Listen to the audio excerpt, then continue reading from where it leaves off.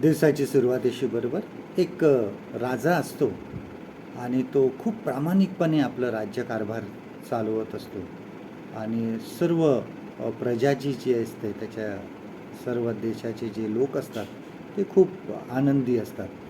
परंतु राजाला एक दुःख असतं की त्याला मूलबाळ नसतं आणि तो नेहमी विचार करत असायचा, रात्रभर विचार करायचा की माझ्यानंतर आता पुढे काय, कोण राज्य चालवणार.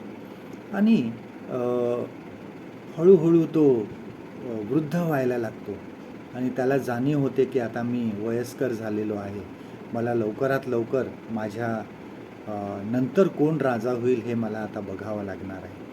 आणि मग तो एक सर्व त्याच्या देशातील आजूबाजूच्या गावातील जेवढे लोक असतात, ज्यांना मुलं असतात आणि जी मुलं थोडीशी अशी 10 ते 15 वयाची असतात, त्या सर्वांना तो बोलवतो आणि त्यांना राजवाड्यामध्ये आमंत्रण देतो. आणि पुष्कळ असे 10 ते 15 वर्षाची मुलं पुष्कळ त्या ठिकाणी राजवाड्यामध्ये जमतात. आणि मग राजा खाली येतो आणि त्यांना सांगतो की बघा, मी आता थोडासा वयस्कर झालेलो आहे, माझ्यानंतर मला कोणाला तरी वारस नेमायचा आहे, तो ह्या राज्याचा राजा होईल. आणि पण मी तुम्हाला एक सर्वांना काम देणार आहे, ते जो काम पूर्ण करून येईल त्याला मी माझा वारस नेमेन.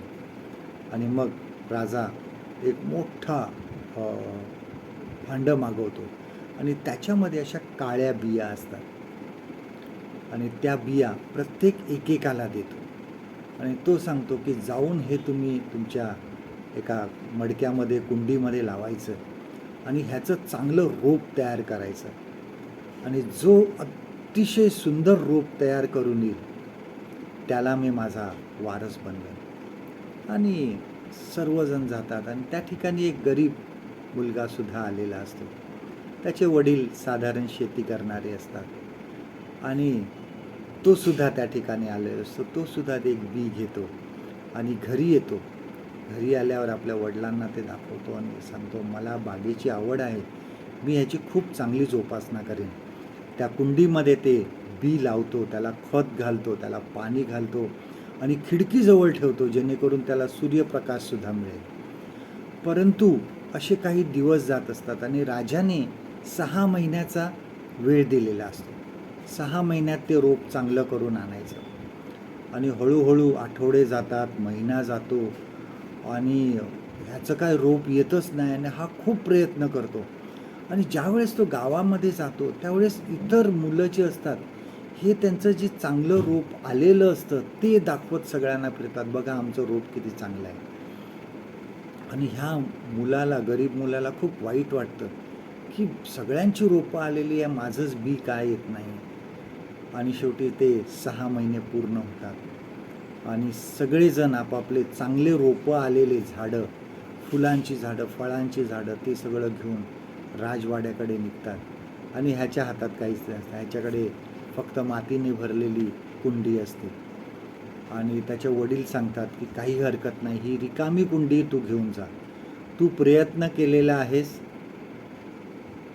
प्रामाणिकपणे तू प्रयत्न केलेला आहेस, त्यामुळे काही हरकत नाही, तू हे रिकामी कुंडी राजाकडे घेऊन जा.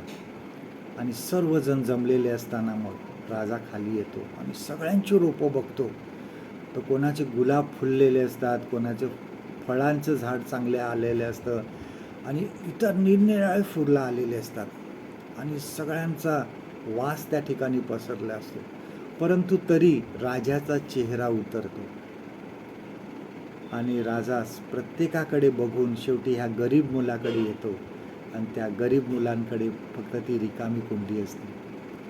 आणि तो मुलगा राजाच्या पाया पडतो आणि सांगतो की मला क्षमा करा, मी खूप प्रयत्न केले ही बी जगवायचं किंवा ही बीमधून रोप येण्यासाठी, मी खत घातलं, पाणी घातलं, पण ह्याच्यातून रोप बाहेर आलं नाही आणि म्हणून मी ही कुंडी अशीच रिकामी तुमच्याकडे घेऊन आलो. आणि हे ऐकून राजाला खूप आनंद होतो. तो त्याला जवळ घेतो आणि सर्वांच्या समक्ष सांगतो, हा माझा वारस आहे, इथून पुढे राज्याचा हा वारस होणार आहे. आणि सगळ्यांना आश्चर्य वाटतं की असं कसं झालं, हा तर रिकामी कुंडी घेऊन आलेला. राजाने सांगितलं की मी तुम्हाला ज्या बिया दिल्या त्या मी उकळवलेल्या होत्या, मग थंड केलेल्या होत्या आणि मग तुम्हाला दिलेल्या होत्या. ह्या उकळवलेल्या ज्या बिया असतात, गरम केलेल्या बिया, ह्या कधीही उगवत नाही.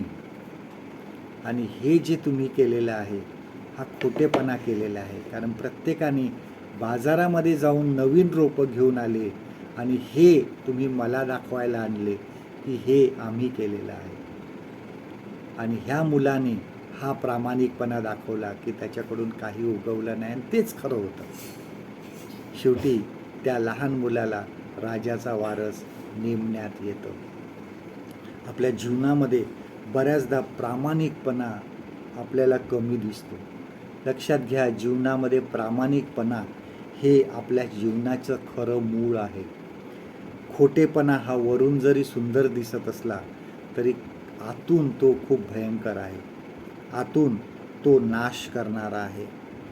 फसवून, कोणाचे पैसे लुबाडून, जमिनी लुबाडून, खोटे बोलून, कोणाचा हक्क हिरावून घेऊन, लोकांना फसवून, हे सगळं तात्पुरतं आहे. जेव्हा सत्य बाहेर येतं तेव्हा मग तोंड लपवायला जागा उरत नाही. खोटेपणाचे जे राज्य आहे हे जास्त काळ टिकत नाही. प्रामाणिकपणा हा आपल्या मुलांना लहानपणापासून शिकवा. देवाच्या आज्ञा पाळाल तर हा प्रामाणिकपणा जो आहे हा आपोआप आमच्यामध्ये येणार आहे. आजचं देवाचं वचन आपल्यासाठी हे आहे, नीतिसूत्र ह्याचा 11वा अध्याय 3रं वचन, प्रोव्हर्ब्स चॅप्टर 11 and verse 3. सरळांचा सात्विकपणा त्याला सांभाळून नेतो, कपटी इस्माचा कुटिलपणा त्याचा नाश करतो. परमेश्वर करो आजचा दिवस तुमचा आशीर्वादित करो.